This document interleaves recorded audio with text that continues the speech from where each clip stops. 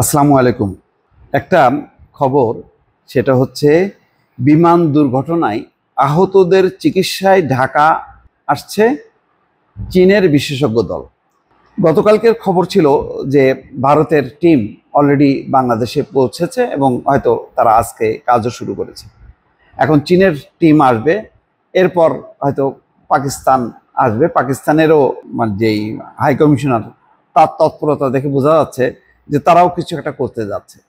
তো ভালো, এরকম মানবিক প্রতিযোগিতা যদি হয়, আমাদের যেই ভয়ঙ্কর মাইলস্টোন ট্র্যাজেডির প্রেক্ষিতে যারা দগ্ধ হয়েছে, মুমূর্ষু অবস্থায় আছে অন্তত 20-25 জন, 50 জন, তাদের জীবন যদি বাঁচাতে উন্নত চিকিৎসা দেশেই ব্যবস্থা করে, তাহলে আর এই রোগীদেরকে নিয়ে টানাহেঁচড়া করা, বিদেশে পাঠানো, চিকিৎসা করার দরকার হবে না।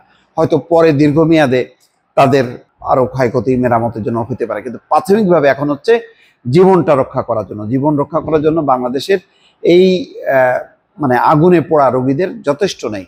জাতীয় বার্ন এবং প্লাস্টিক আর আছে, ঢাকায় একটা বার্ন ইউনিট আছে, তো সেটা যথেষ্ট না। যে পরিমাণ দগ্ধ হয়েছে তাতে আরও চিকিৎসা দরকার। সেই ক্ষেত্রে ভারত এগিয়ে এসছে, চীন আগায় আসলো, পাকিস্তান বাকি আছে।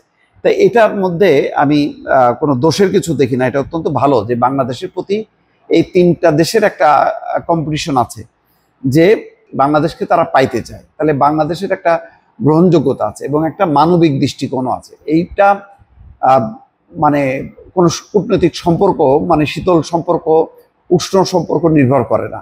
নির্ভর করে যে আপনার দেশটা কতটা মানবিক।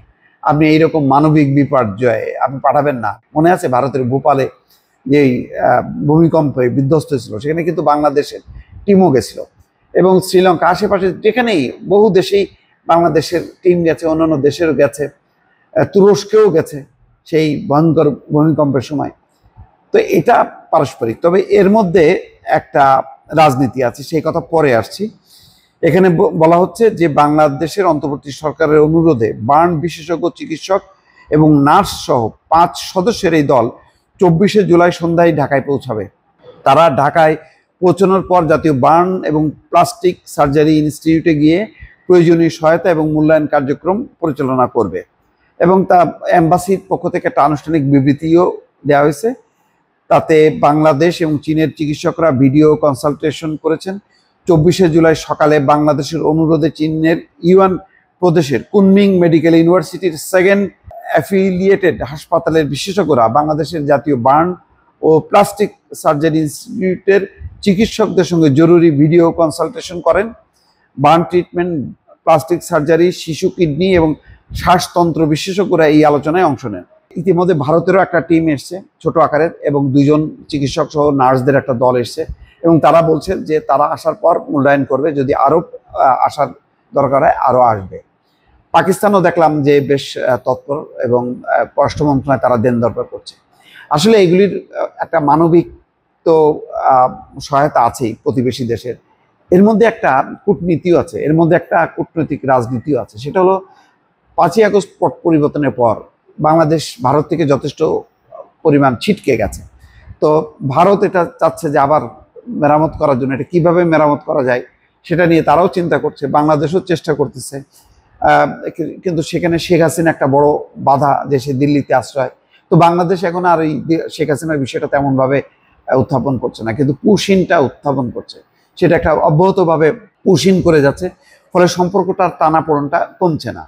এর মধ্যে এরকম একটা ঘটনার পর ভারত মানবিক সহায়তার মধ্য দিয়ে তারা এই বিষয়গুলোকে পাশ কাটিয়ে আরেকটা কূটনীতিক নজির, মানবিক নজির স্থাপন করার চেষ্টা করছে। আর চীন তো পট পরিবর্তনের সাথে সাথেই তারা দলে বলে আসছে, বাংলাদেশ থেকে মানে বিএনপি, জামাত সহ বিভিন্ন দলের প্রতিনিধিদেরকে চীন ভিজিট করাচ্ছে, এবং এখন তারা এই কর্মকাণ্ড করছে।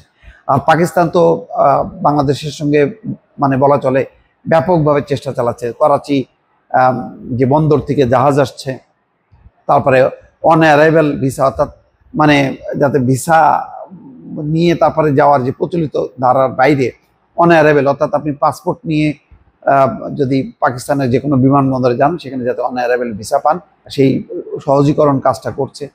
তো নানাভাবে তারাও চেষ্টা করছে। তো এর মধ্যে এই মানবিক বিপর্যয়টা এই দেশগুলোকে আরো মানে একটা সুযোগও তৈরি করে দিছে, যাতে তারা বাংলাদেশের কাছাকাছি আসতে পারে, এবং সেই সুযোগটা তারা নিচ্ছে। এখানে বাধা দেওয়ার কিছু না, বা কূটনৈতিক রীতি অনুযায়ী এটা অপরাধের কোনো ব্যাপার নেই। দর্শক ভালো থাকবেন, আল্লাহ হাফিজ।